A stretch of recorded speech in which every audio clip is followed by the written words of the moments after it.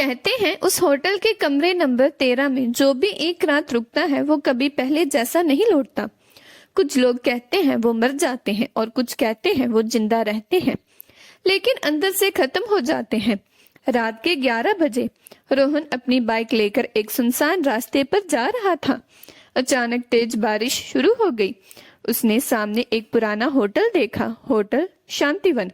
Board आधा टूटा हुआ था, लाइट टिमटिमा रही थी, लेकिन रुकने के अलावा कोई रास्ता नहीं था। रिसेप्शन पर एक बूढ़ा आदमी बैठा था। उसने रोहन को देखा और कहा, रूम चाहिए? रोहन ने सिर हिलाया। हाँ, एक रात के लिए। बूढ़े ने चाबी दी, लेकिन जाते जाते कहा, कमरा नंबर 13 मत लेना। रोहन हंस पड़ा। ऐसी चीजें पर मैं विश्वास नहीं करता। रोहन जानबूझकर कमरा नंबर 3 ही लेता है। दरवाजा खोलते ही एक अजीब सी ठंडक महसूस होती है। कमरा साफ था, लेकिन आईना थोड़ा धुंधला था। दीवार पर खरोच के निशान थे और सबसे अजीब, घड़ी 12 पर रुकी हुई थी। रात के 12 बजे अचानक टक टक टक दरवाजे पर आवाज हुई। रोहन ने दरवाजा खोला। बाहर कोई नहीं था। वो वापस आया तो देखा आईने पर लिखा था, यहाँ से चले जाओ। रोहन का दिल तेज धड़कने लगा। ये किसने किया? अचानक लाइट बंद हो गई। पूरा कमरा अंधेरे में डूब गया और फिर किसी के चलने की आवाज। लेकिन कमरे में वो अकेला था। मोबाइल की फ्लैश लाइट ऑन की और जैसे ही उसने आईने की तरफ देखा, उसके पीछे कोई खड़ा था। एक लड़की, सफेद कपड़ों में, चेहरा खून से भरा हुआ। तुम यहाँ क्यों आए हो? उसकी आवाज डरावनी थी। रोहन चिल्लाया, तुम कौन हो? लड़की धीरे धीरे पास आई। मैं इस कमरे में मरी थी, उसने बताया। मुझे यहाँ बंद करके मारा गया था और तब से जो भी यहाँ आता है मैं उसे जाने नहीं देती। रोहन के हाथ पैर कांपने लगे। रोहन दरवाजे की तरफ भागा, लेकिन दरवाजा अपने आप बंद हो गया। वो जोर जोर से खींचने लगा, बचाओ बचाओ, लेकिन दरवाजा नहीं खुला। लड़की उसके सामने आ गई। उसकी आंखें काली हो चुकी थी। अब तुम भी यहीं रहोगे? रोहन चिल्लाया, नहीं। और फिर सब कुछ शांत हो गया।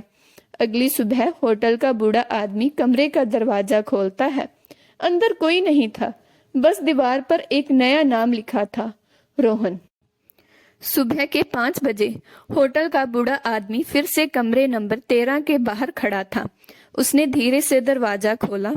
अंदर सन्नाटा था, लेकिन इस बार फर्श पर पानी नहीं, खून के हल्के निशान थे और दीवार पर लिखा था, वो अभी भी यही है। बूढ़े के चेहरे पर डर साफ था। उसी दिन एक पुलिस ऑफिसर होटल पहुंचा। नाम था इंस्पेक्टर कबीर। उसे रोहन के गायब होने की खबर मिली थी। यहाँ कुछ तो गड़बड़ है, उसने कमरे को देखते हुए कहा। बूढ़ा आदमी कांपते हुए बोला, साहब, मैंने पहले ही मना किया था, ये कमरा ठीक नहीं है। कबीर ने होटल के पुराने रजिस्टर देखे। हर 2-3 महीने में कोई ना कोई गेस्ट गायब और हर बार वही कमरा नंबर 13। एक नाम बार बार सामने आया, रिया। कबीर ने बूढ़े से पूछा, रिया कौन है? बूढ़े ने गहरी सांस ली। हाँ, 10 साल पहले एक लड़की यहाँ आई थी और फिर कभी बाहर नहीं गई। उसके बाद से ये सब शुरू हुआ। कबीर ने फैसला किया, आज रात मैं खुद कमरे में रहूंगा। बूढ़ा डर गया। मत जाइए साहब, कोई वापस नहीं आता। कबीर मुस्कुराया। सच को डर से नहीं छुपाया जा सकता। रात के 12 बजे कमरा नंबर 13, घड़ी फिर से 12 पर रुक गई। अचानक टक टक टक दरवाजे पर आवाज। कबीर ने बंदूक निकाली, दरवाजा खोला। बाहर कोई नहीं। वो वापस मुड़ा तो देखा आईने पर खून से लिखा था, वह तुम भी मरोगे। कबीर ने हिम्मत करके कहा, रिया, मैं तुमसे बात करना चाहता हूँ। अचानक कमरे का तापमान गिर गया और धीरे धीरे रिया सामने आई। इस बार उसका चेहरा और भी डरावना था। तुम क्यों आए हो? उसने पूछा। कबीर ने कहा, मैं तुम्हें आजाद करने आया हूँ। रिया की आंखों में गुस्सा आ गया। मुझे आजादी नहीं चाहिए, मुझे बदला चाहिए। जिसने मुझे मारा वो अभी भी जिंदा है। कबीर चौंक गया। कौन? रिया ने धीरे से कहा। यही होटल का मालिक। कबीर तुरंत नीचे भागा। बूढ़ा आदमी गायब था, रिसेप्शन खाली, लेकिन टेबल पर एक फोटो थी जिसमें वही बूढ़ा आदमी और रिया साथ खड़े थे। अचानक पीछे से आवाज आई, तुमने बहुत कुछ जान लिया। कबीर मुड़ा। वही बूढ़ा आदमी, लेकिन अब उसकी आंखें बदल चुकी थीं। मैंने उसे मारा था और अब कोई मुझे नहीं रोकेगा। कबीर ने बंदूक निकाली, लेकिन लाइट बंद हो गई। रिया की चीख, बूढ़े की हंसी और फिर गोलियों की आवाज। अगली सुबह पुलिस होटल पहुंची। अंदर कोई नहीं था, ना कबीर ना बूढ़ा आदमी। दीवार पर फिर एक नया नाम लिखा था, कबीर, और उसके नीचे अब कोई नहीं बचेगा। कमरा नंबर 13। अब सिर्फ एक कमरा नहीं, एक जाल है जहां से कोई सच लेकर वापस नहीं आता। सन्नाटे के बाद होटल अब बंद हो चुका था। लोगों ने वहां जाना छोड़ दिया, लेकिन अजीब बात यह थी कि रात को उस होटल में अब भी लाइट जलती दिखती थी और कभी कभी खिड़की में कोई खड़ा दिखाई देता था। एक यूट्यूबर विवान, जो हॉन्टेड प्लेस की वीडियोस बनाता था, उसे इस होटल के बारे में पता चला। आज हम जाएंगे उस होटल में जहां लोग गायब हो जाते हैं। उसने कैमरे में कहा, अगर मैं वापस नहीं आया तो ये मेरी आखिरी वीडियो होगी। रात 11:45 पर विवान होटल में घुसा। कैमरा ऑन, सब रिकॉर्ड हो रहा था। रिसेप्शन खाली, लेकिन रजिस्टर खुद ब खुद खुला हुआ था। उसने देखा, आखिरी नाम कबीर। विवान ऊपर गया। कमरा नंबर 13 के सामने खड़ा हुआ। दिल तेज धड़क रहा था। चलो देखते हैं अंदर क्या है। उसने दरवाजा खोला।